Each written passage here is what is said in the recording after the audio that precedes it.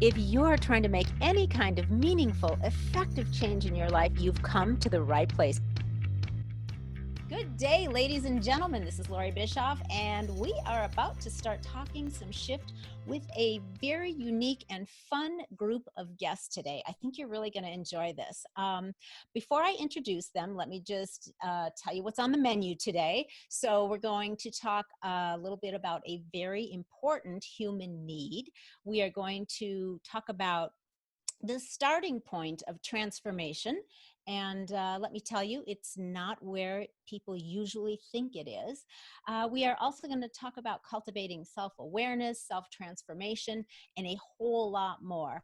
But I think what's going to make this conversation extra interesting is the source of wisdom and experiences that you're going to hear about. So without further ado, let me tell you just a little bit about my very special guests. The Karma Quadruplets are one of only 24 sets of identical quadruplet boys, I should say, in the world, making their chances of birth at 1 in 600 million. Like, that's kind of mind-blowing right there. Now, while this statistic may be quite extraordinary, this lifestyle came with deep challenges for the guys and insecurities too that ultimately shaped the Karma Quadruplets and fueled the impact that they intend to have on the world. They aspire to use their YouTube channel, the Karma Quads, as one of many outlets to impact the world, along with such things as life coaching, motivational and inspirational, speaking, creating music, and a lot more. Now, while they hold many values and traits collectively, the Karma Quads, Lennon, Mark, Nolan, and Sabin, each possess their own unique set of traits. Mark's inspiring passion for helping others and profound vulnerability, Nolan's infectious, uplifting humor and ability to make others feel so at ease by purely being himself. He actually has already demonstrated that today when we initially jumped on, and you'll see that soon. Lennon's remarkable empathy and relationship-centered nature, Sabin's spunk, pursuit of big dreams, his trailblazer attitude and passion for people.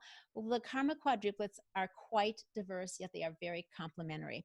And I have found them to possess a level of self-awareness and wisdom that is rare among young people, especially 22-year-old dudes, you guys. So get ready. I think you're going to be as impressed as I am once you get to know them. So, gentlemen, welcome to We're Talking Shift. Wow, thank you so much. That was an awesome intro. Yeah, we're honored. I'm excited to have you here. I mean, when I first stumbled across some of your videos, I was like, well, this is really interesting. Who are these guys? And the more I listened, the more intrigued I got because, you know, you're putting out some pretty interesting stuff. They're fun, but you also have a lot of really meaningful messages. So viewers are, you know, they're entertained, but they're also taking away some pretty valuable information, I think, some thought-provoking stuff. So I guess my first question is, what is your intention behind the content that you're putting out? And, you know, what are you hoping to teach people, and who are you targeting? I don't know if you guys have a rule about who gets to talk first, so you want me to just toss that to Sabin, or have you already figured out who's gonna go first? Sabin could start. I can start. Like you mentioned earlier, Loree, we've had some really unique life experiences at identical quadruplets, but also some really magnified insecurities that came as a result. I'll give you a couple examples. So obsessive disciplining competition. We would get up at 3:30 in the morning every single morning to play ice hockey. And we would compete so hard with each other that we didn't eat junk food for 3 years straight.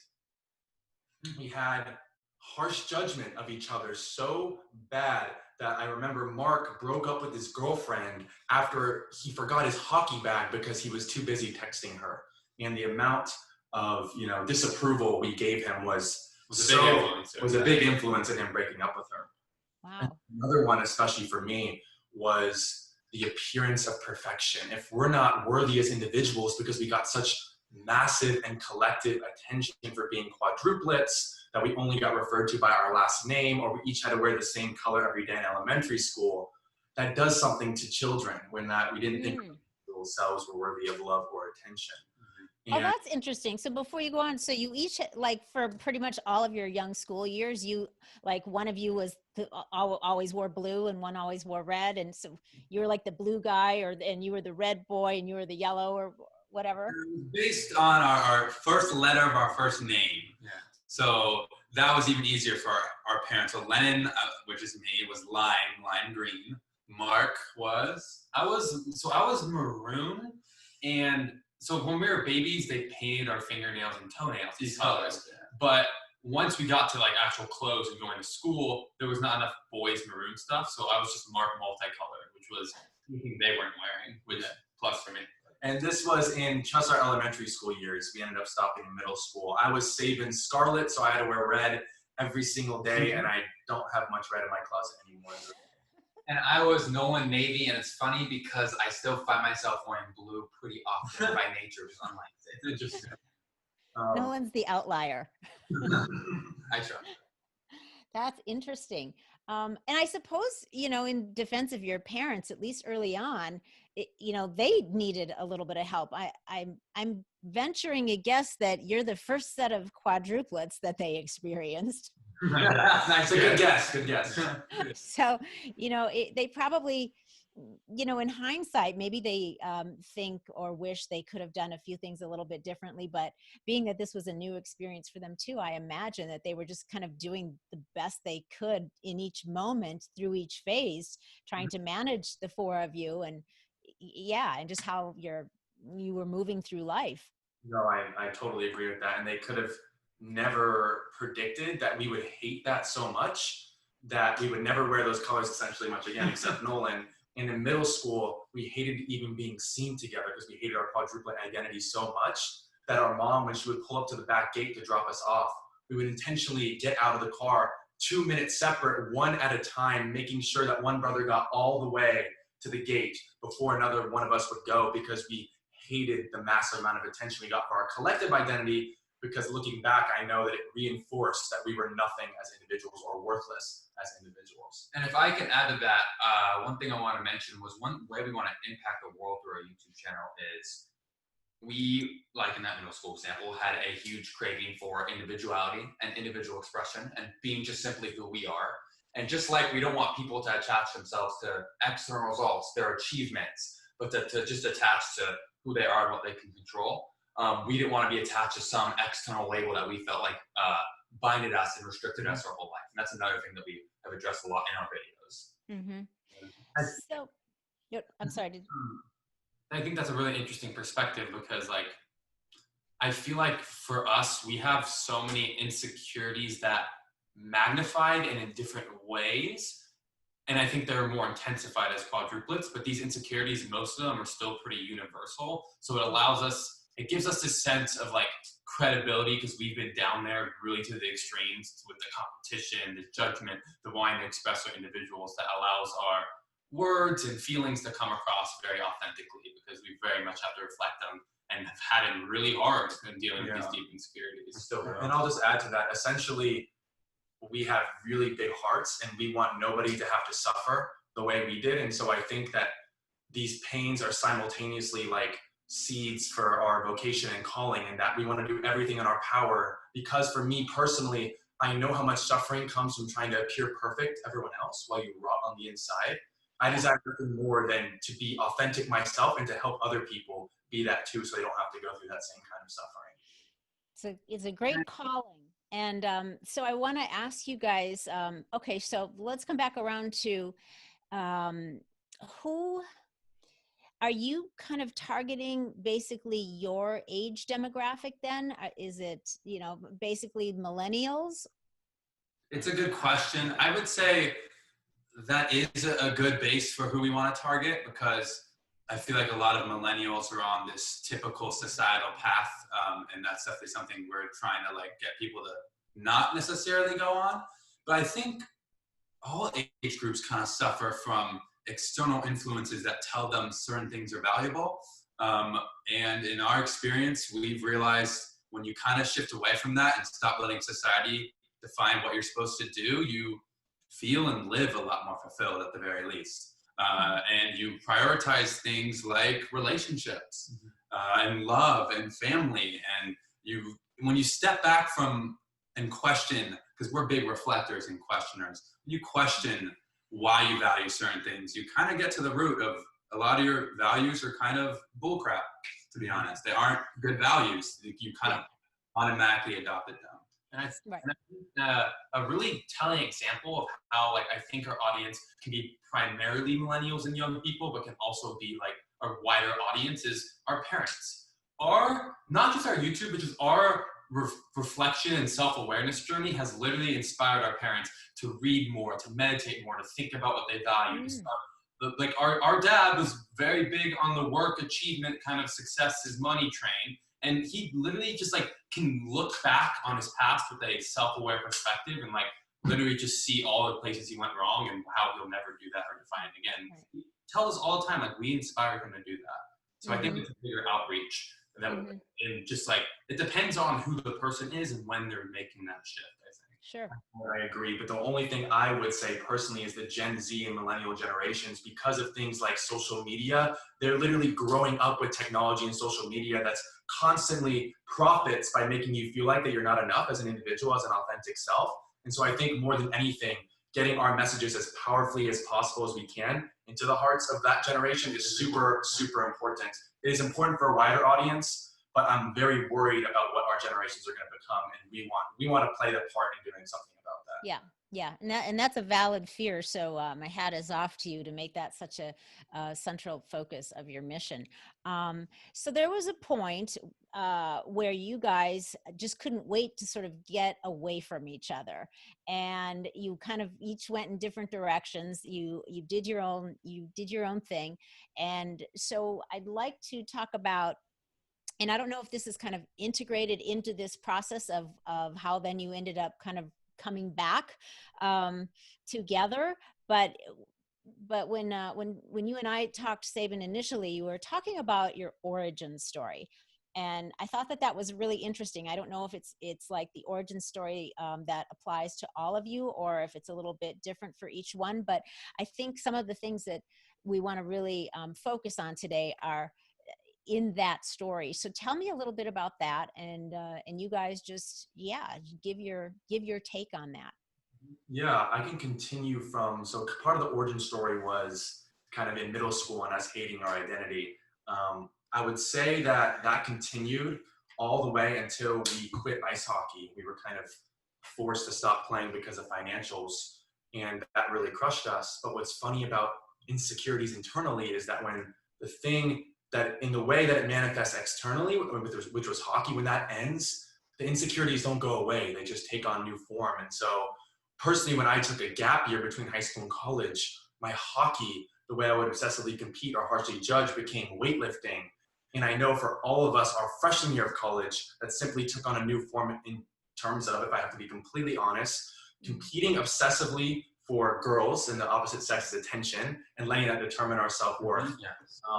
Harshly judging, the amount, the number of girls that we were dating at the time or something like that, and trying to appear perfect. For me, I tried to maintain the ideal work hard, play hard, college balance, getting a 4.0 and partying 6 nights a week. And so I see how every single one of these deep-rooted insecurities that I thought went away with hockey simply played out in new forms. And so I'll let you guys take it from here, but there's a lot that caused that shift for sure, individual and personal transformations. But I just want to emphasize that this carried on for years and years, even after hockey. I can add to Sabin and say, one of the reasons we split off from college is simply we were sick of having all these quadruplet insecurities within each other. I think one of the main reasons I split off was because I was so sick of competing, especially with Nolan. And we thought, and kind of like Sabin was saying, we would get away from it all by going to separate colleges and finding our individual selves. And it, for me at least, splitting off actually caused me a decently hard period of depression because something felt deeply missing. But I couldn't put my finger on it. I was thinking, wow, I'm in college, I'm independent, but there's a connection us four have that you can't even describe, but you can only feel when you don't have it. And if I'm referencing a point back to what I said earlier about me being relationship centered, I learned it through my brothers from splitting off at college, that relationships, it was so obvious to me, that's where like a lot of life's meaning is. And they're so important to stay committed to your goals and to stay fulfilled. So I think that was another reason we decided to split, was the competition. Mm-hmm. Okay, I think one thing that Lennon, that's a great point, that I want to add to Lennon's point, is that we not only did we realize something was missing eventually through our freshman years of college, but what's funny is what Sabin was saying earlier, we competed so much and our goal was to get away from that competition. But you found, like Sabin said, we were subtly competing with each other, who's having the most lit college experience. I look at my back of my notes freshman year, like half of them were about how Sabin gets more girls than me, or my college experience is not good enough, or justifying why he's at a school that has more parties so I can still be okay with myself.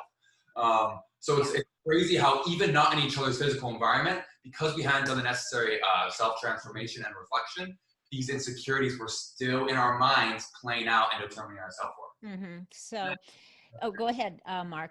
I just have a quick point to sum it all up, like, because I was going to say the same thing. Like, I think the big takeaway is like, you try and run from your insecurities and they'll just come up in different ways. And I think that universal lesson is more than just, oh, because we're quadruplets and we're judging each other and stuff like that. So I think that's like the bigger takeaway I have is like, you can't just run from your insecurities. Like, and it only, like, we weren't even aware that these were new forms. I thought I'd moved on. Look at me dating girls now and getting with girls and going out. I'm not my hockey self. Look how much better and cool I am. And because I wasn't aware, I'm literally the same thing way under the surface, which is running my life, the same competition, the same judgment, the same. Right. Yeah. So you have the kind of, until you kind of dig up that programmed belief system and value system that has been instilled in you since you were little, you can't get away from it, to your point, because it's in here. It's not out there. It's not, I'm going to go over here and do this. I'm going to get away from him. I'm going to go do, to this school or do this sport or date these women. It's all inside. And it seems like you guys really realize that, a lot of important things, but two things that really stand out to me is connection, which is, in human needs psychology, there's 6 human needs that we all have and we all are striving to fulfill. And connection is one of those very powerful needs. And so, we're all fulfilling it just in different ways. And some ways are healthier than others. So it seems like, you guys had this amazing bond and connection for obvious reasons, but then you felt a void, it sounds like, when you parted ways, even though you were trying to find this way to find fulfillment separately. And you can still do that, is where it seems like you are now. You've realized as you've grown and gone through this that you can still have your individuality and do your different things and not feel like you have to compete and still have your tight connection. And that's important. It's a delicate balance that we've struggled to find over many years. We got only a kind of attention for our collective identity. Then we only wanted to be individuals going off to college. And what we realized is that even part of my individual identity is composed of all of them. We're all connected. There's not this clear-cut line between collective identity and individual identity, but finding the balance between that, in which part of my individual identity embraces that I am a quadruplet and I'm proud of that and I'm accepting of that. And I think that's kind of a place we've all kind of found our ways over many, many years. Well, it seems to me too that what wonderful practice, because the things that you've had to work out psychologically with each other, with your brothers, those are things that we all have to work out in various relationships throughout our lives.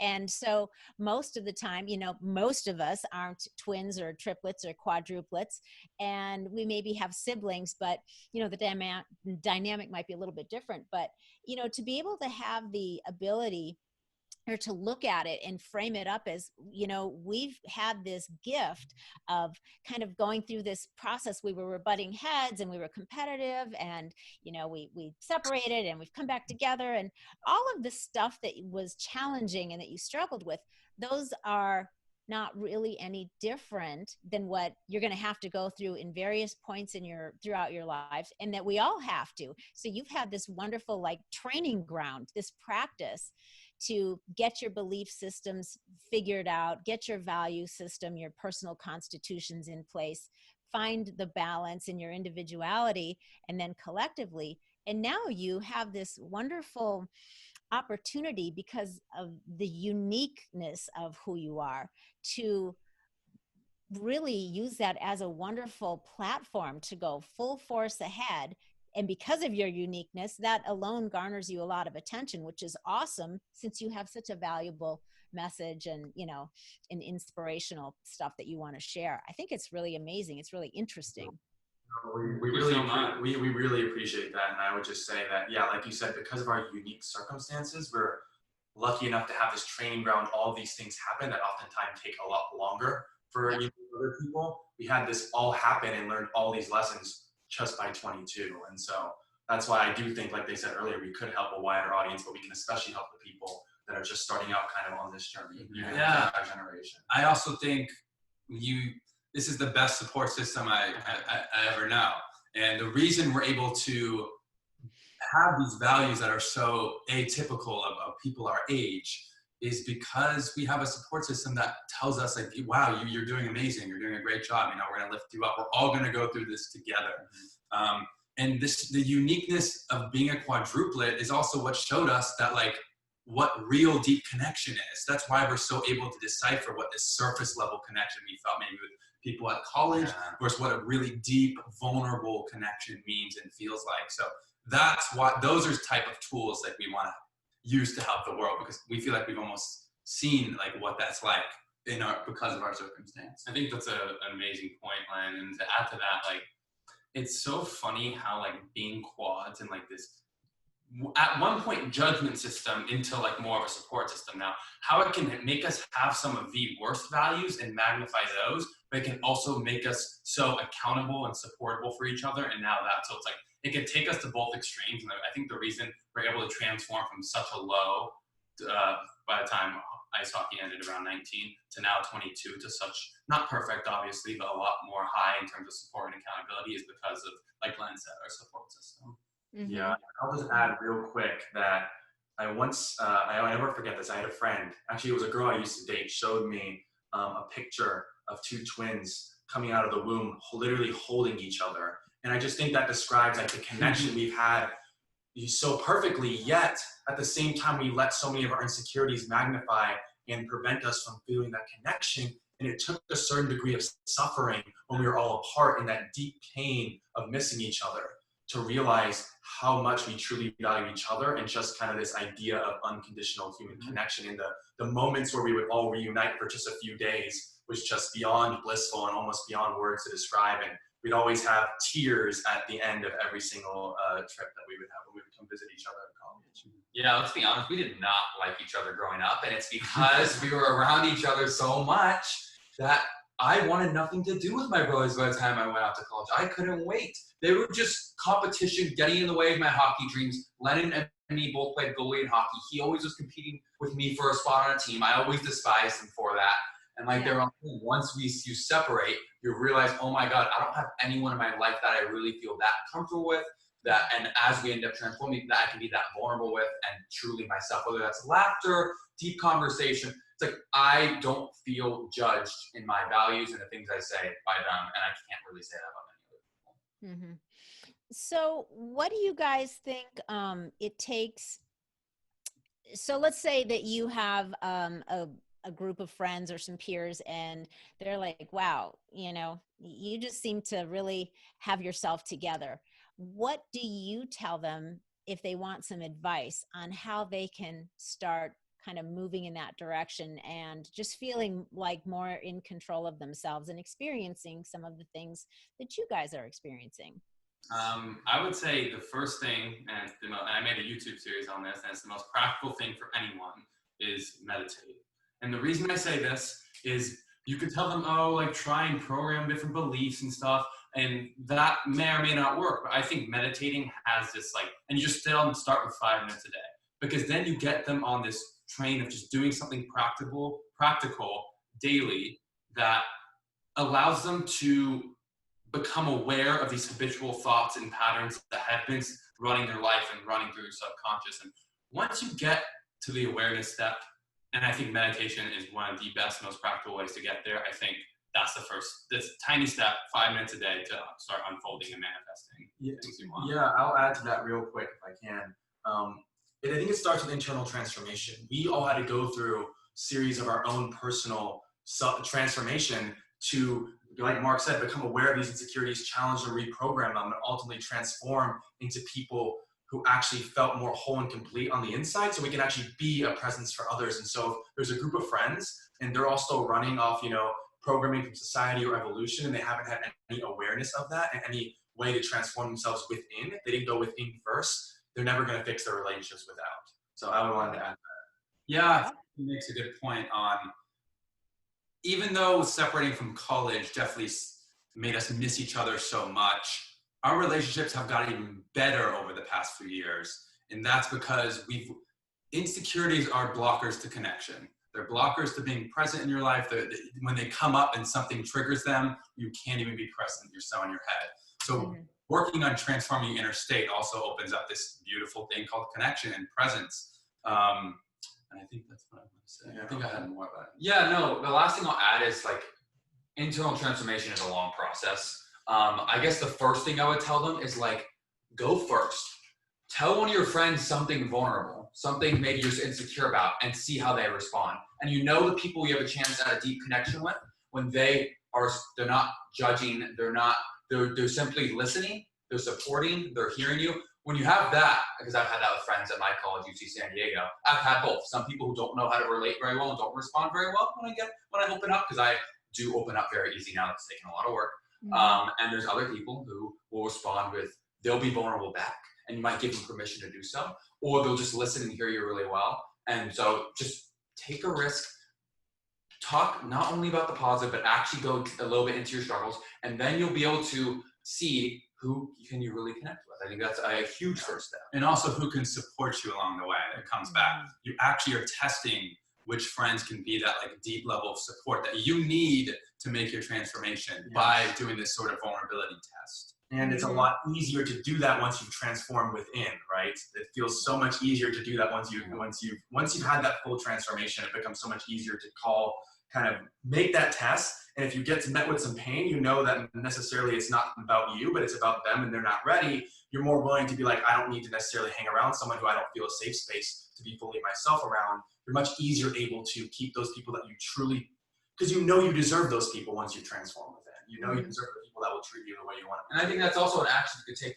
as you're internally transforming. That's like one action step you can take that connects you to other people. Yeah, and then the last thing I'll add is really being able to say when something bothers you. I would tell that group of friends, you guys need to create a dynamic, safe space it's so hard, by which you can actually tell people, hey, and we just had a long conversation last night with our older brother and his girlfriend, and it was not easy. But all of us had to be aware of the narratives and thoughts that came up in our head. We had to exhibit listening and humility. We couldn't get defensive. We just wouldn't let ourselves. And we actually had a really productive conversation, and we're able to work through those tensions. And every time you work through those pains and those tensions, there's growth on the other side of that in your relationship. Yeah, absolutely. So do you think that you are now fully transformed, or do you think that it's going to be a lifelong process, that now you realize that there's been transformation and it's just the beginning? That's a great question. You nailed it on your second point. The more I transform, the more I realize I have so much more work to do. I'm not gonna let that prevent me from being happy in the now. I'm proud of where I've come, because I've come a long way over the past couple of years. It's actually crazy.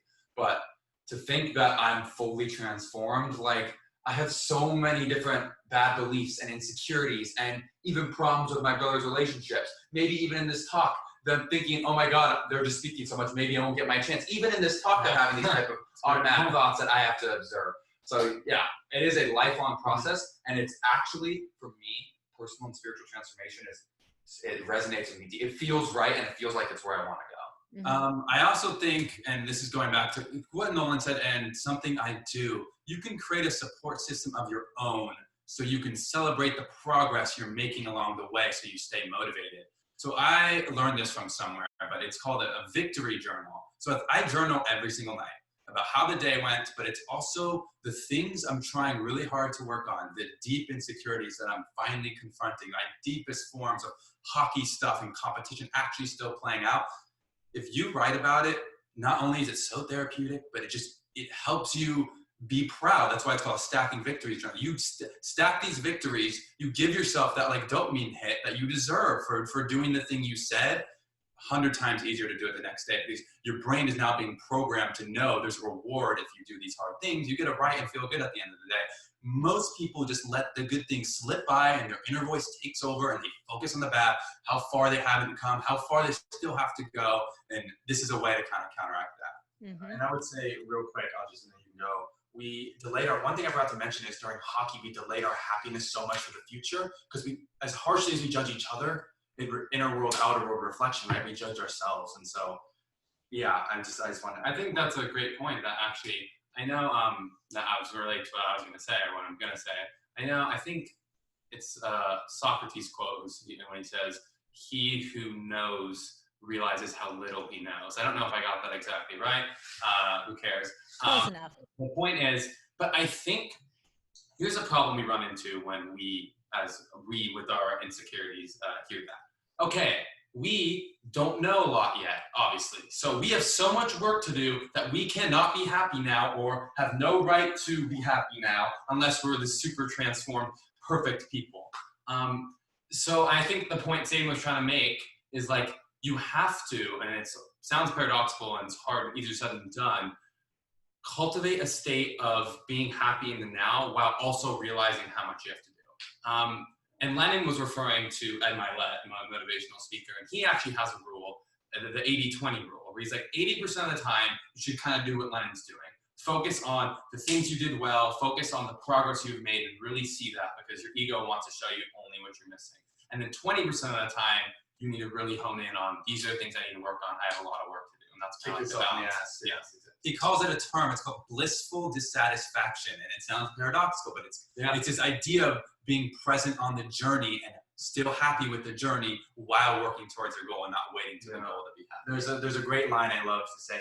He says this exactly. He says, ladies out there, know that you are whole and complete and perfect right now in this moment as you are, but simultaneously that this version of you will be inferior 1 year from now. So it kind of really strikes that balance between you're also whole and complete and deserving of happiness now, but you also are fueled by that to grow and be a better version of yourself in the future. Because I think people often think that those two aren't compatible. Yeah. Right.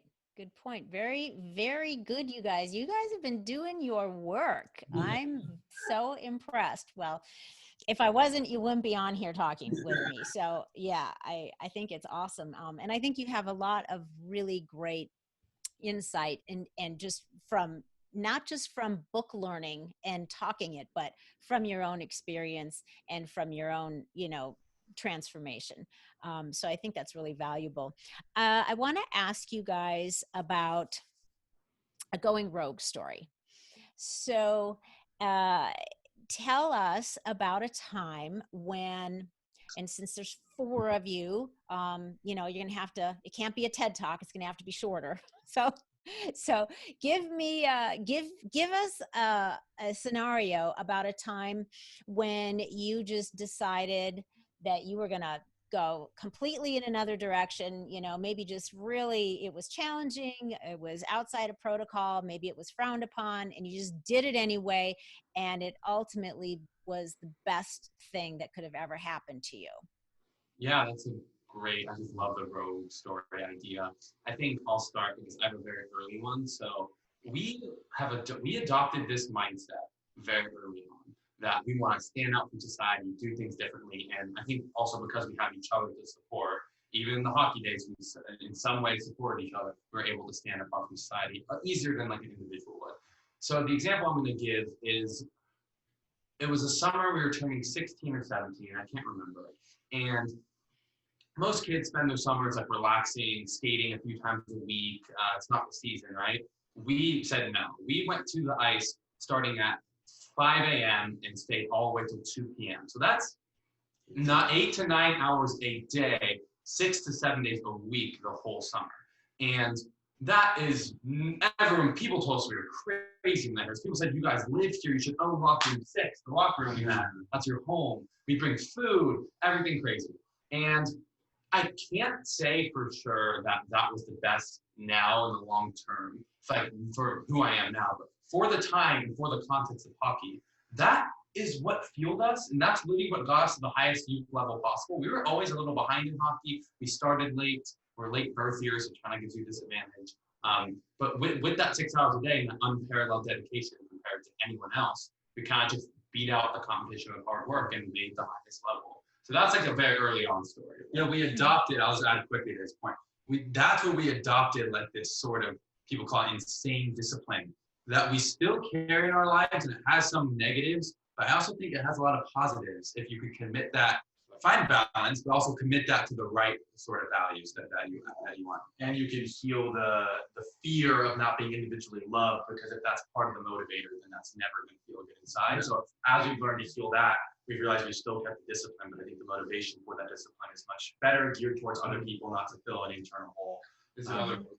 Yeah, but I was saying real quick to Mark's point, I think that was the first time that we were really willing to say, even at a very young age, we don't have to do what society. We were also going to take a gap year, and I'm not working out for the finances to play hockey. You get pressured as a society to go to college right after high school.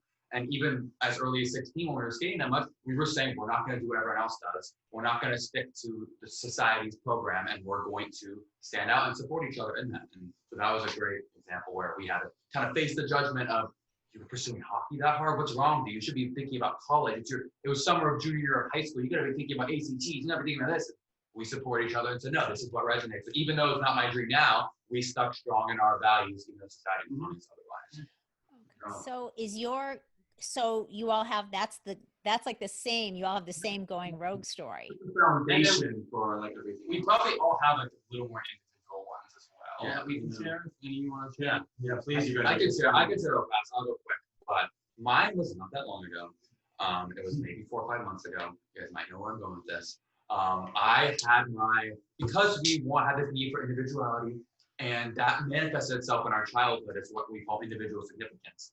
Expressing your individuality by being the best at your brothers at something, not just doing something that's your own, being the best at your brothers. And for me, that built up my sophomore and junior year of college as being the smartest, the one who knew the most. I majored in philosophy. I kind of got an ego and an identity as somebody who knows the most about current issues and thinks the deepest. And it wasn't until spring quarter and COVID hit. And let me just say this real fast. I was very anti-spirituality and not super into self-help or personal growth either until this shift. So this was my big shift. So I was taking online classes for the first time. I at first, to start the spring quarter, started March 30th, the first 3-4 weeks, convinced myself I still liked it. Because it was familiar to me and it was my identity, I had to convince myself that I loved it. I think people do this often. They don't want to really change or convince themselves they're happy enough in their current situation. And these alienating spring quarter classes, they end up going from, I remember thinking like, why am I absorbing all this abstract academic knowledge in these philosophy classes? I was dreading every Zoom class. I was looking at the clock every 5 minutes, finding myself easily disengaged. And it finally came to a point where I said, why am I doing this? Why am I doing this? And once I started challenging that, I realized, one, my need to get smart was driven from insecurity and not feeling like I'm individually loved.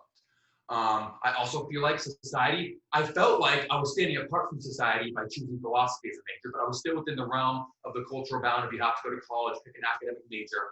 And I was under the belief that my contribution to the world had to be through academics, had to be something intellectual. And so when I started questioning that, it was like end of April, early May. I cannot tell you how confused and lost and how many like moments of meaninglessness I had. I didn't know who I was. I didn't know, because I felt like I was living so much under the shadow of others and under the shadow of my own insecurities, what I really loved and what really resonated with me. So it took a lot of internal questioning and reflecting. I had a talk with Sabin a few months ago, how I said, I don't know how to do anything for its own sake. I don't know how to do anything purely because I enjoy it. I always do it as a means to some end that's going to apparently help me in my future. And after much reflection and thinking, I read a great book called The 4 Sacred Secrets by Prithnaji and Krishnaji. They're this great Indian couple who transforms consciousness in India. And it was the first, here's why the transformation was so important. It opened me up. Wow, I don't just have to stick to my moral duty and my duty that's driven from my insecurity to stick in the academic realm. I can actually be open to spirituality and personal growth. And it was the first time that I gave it an open chance. This was probably end of May, early June. And I finally feel like I found a purpose that has resonated it resonates so much deeper with me than academics ever did. It's something during a global pandemic that feels so relevant to me. Challenging my inner voice, reprogramming my beliefs, learning to sit with negative feelings, learning to cultivate better relationships through my own inner transformation. So yeah, I guess I'll wrap up and say like that shift from moving from not at all what resonated with me and just being stuck in this narrow view of I have to do academics to now finally finding a true genuine purpose of spiritual and personal transformation. And that's how I want to help the world. It's not, I've already decided it's not going to be in the academic realm, and I thought it was going to be for years. So that's a great basis. Yeah, thank you. Would you like to go? I mean, yeah, I can go. Mine is somewhat similar to Nolan, and I think what Nolan is talking about is he was able to cultivate a sense of listening to his inner voice and his intuition, and that's what told him that spirituality resonated even deeper than his should voice. I had an interesting story in quarantine. So I had the same insecurity of masking the appearance of perfection. I was coming back on spring break, and I just remember being in the beautiful California weather with all my brothers. I just started a YouTube channel. I had 3 or 4 dates lined up, and it all seemed just so perfect on the outside, but inside I was continuing to rot like I had my whole life. And then things started falling apart with COVID. As the world fell apart, my life started falling apart. Every girl fell apart. I wasn't close to any of my brothers. They literally typed out pages and pages and pages of tensions they had with me built up for years and confronted me. And I still remember having to sit and listen to all these poems they had with me when my ego just wanted to scream. And so I got to a point with all of this. It all culminated when we were sitting right here, actually, ready to shoot a YouTube video in April. And the tensions kept rising and rising, and the volume got louder and louder until Lennon said, basically, screw this. I'm not doing the YouTube channel anymore, because he was so pissed and he felt like I was using him for the channel. And as I've described this actually once before in a talk I gave a couple weeks ago. As Lennon left the room, my heart sunk to the floor, and I literally felt like Lennon was stomping on my heart as he walked out of the room. And my brothers did the exact same thing because they knew the video wasn't going to be shot anymore. And I felt, for the first time in my life, I don't know, I felt depressed. And I never thought I would feel that feeling, but there was in that suffering, in that valley of deep suffering, I made this internal decision that I'm not going to keep looking for external goals to fill internal holes, but I'm actually going to go deeply within and really start challenging the very essence of my being, this one model of reality that's been running my life about appearing perfect. And what's funny is, as I made that shift, external things started happening. That's when I found Mind Valley. That's when I found Vishen Lakhiani, who I look up to so much. And he captivated me in an interview with Tom Bilyeu when he talked about the hustle myth and the idea that hard work is not just the answer, and this is going within and intuition. And this leads to a month or two later, I asked this question. I said, should I go back to the University of Notre Dame with COVID and everything? And an intuition came to me a couple weeks later that said, no, you shouldn't. You should spend this year with your brothers and pursuing your passions and continuing this journey you started. And I think Jay Shetty was the one who said that the best decisions of his life came down to 3 things. It was against everything he was doing at his age, which is me, for going to college. Everyone thought he was crazy. And deep down, he knew it was exactly what his heart was meant to do. And he has all these decisions that turned out to be the best. And I feel like, in a way, I went rogue by saying no to going back to college. And it's been the best. I can already see now. It's not even like a year later. It's the best decision of my life. I can already see that right in this moment. Nice. That's awesome. That's Yeah, I'll keep mine shorter for sure. Similar to Sabin, I think my rogue story, in part, definitely started because COVID has made us question a lot of the ways we used to run our life. I think a lot of people either were kind of forced to do that or choose to escape it. I definitely chose to escape it at first. You know, I was I just broken up with my girlfriend at the time, but I was hanging on to her. We were still texting and having this less serious relationship. And all I remember is always wanting her validation. I always wanted to be around my brothers. I never wanted to face myself. And then what happened? It's hard to describe the moment, but I definitely started getting depressed again. I said, how could I be getting depressed like I did my freshman year of college? I have everything I want. I'm around my brothers. We have a home gym. How could I? But I could not deny the feelings. All these so many different inner voice conflictions and narratives going on in my head. And what changed it for me was actually a book. The book is called The Untethered Soul by Michael Singer. And the reason it resonated with me so much is it makes a clear distinction that you're not the voice of your mind and that you can work actively and spiritually to separate from your voice. And that hit me so hard because my whole life has been run by this guy in my head that is destroying me, that's always telling me I'm not enough, that's always bringing up unnecessary feelings of anxiety and guilt and shame. And it sounds so simple, but this book, I feel like I've seen a new world. And this happened a month and a half ago, to where it also it's a source of a lot of pain because I'm finally confronting narratives that I've never confronted before. Deep stuff, deep insecurities. And you see these versions in your life or ways you're trying to escape your problems once you see this. You also, just by noticing your inner voice, you see how much it lets you down, how wrong it is, but you still listen to it. You listen to every last word like it's your best friend. So that helped me also just realize that's how I want to help the world. I want people to transform their inner states by changing their relationship with their inner voice, by working every day. And it is beyond hard and discomfort and uncomfortable. And you'll feel like life is just confusing, but you push every single day.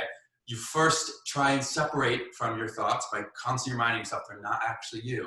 You can be something else. You have a soul that thinks you're enough and that thinks you're worth it, and that you don't have to listen to it. And then reprogramming beliefs, sort of like affirmations, but Sabin has taught me to use them in the form of questions. So if I'm insecure about my body, which is definitely a huge insecurity for me, you'll ask yourself a affirming question like, why is my body enough right now?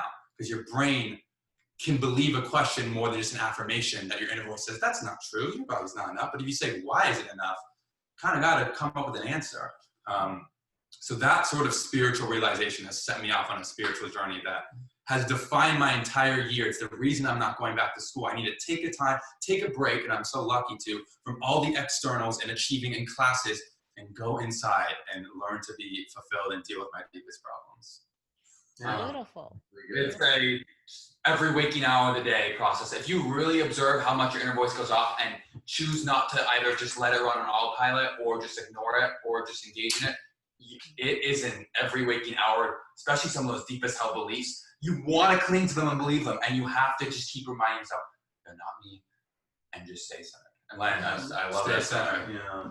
Meditating helps you stay centered as well. Like, yeah. Because you'll notice when you meditate, or when if the viewers, if you don't think this is that big of a problem, try sitting with yourself in a room for 2 hours. Try just being present and watch how your inner voice will literally not let you be destroy moments. And I wanted to add real quick to that. There's this great thing I heard once that basically if you think you're, a lot of people I've heard say, I don't think I'm not enough. Oh, you don't? Okay, why? I think I'm enough because X. Whatever that X is, that's exactly where their worst clinging is. That's one of their worst areas of clinging. If they don't say, why are you, I'm enough. Are you enough? Yes. Why? Because I just am. No reason. Anything besides that, there's a problem. Yeah. All right. Well, that is all the time that we have today, but we have so much more good stuff to talk about. So this wraps up part 1. Make sure to check back next week for part 2 with the Karma Quads.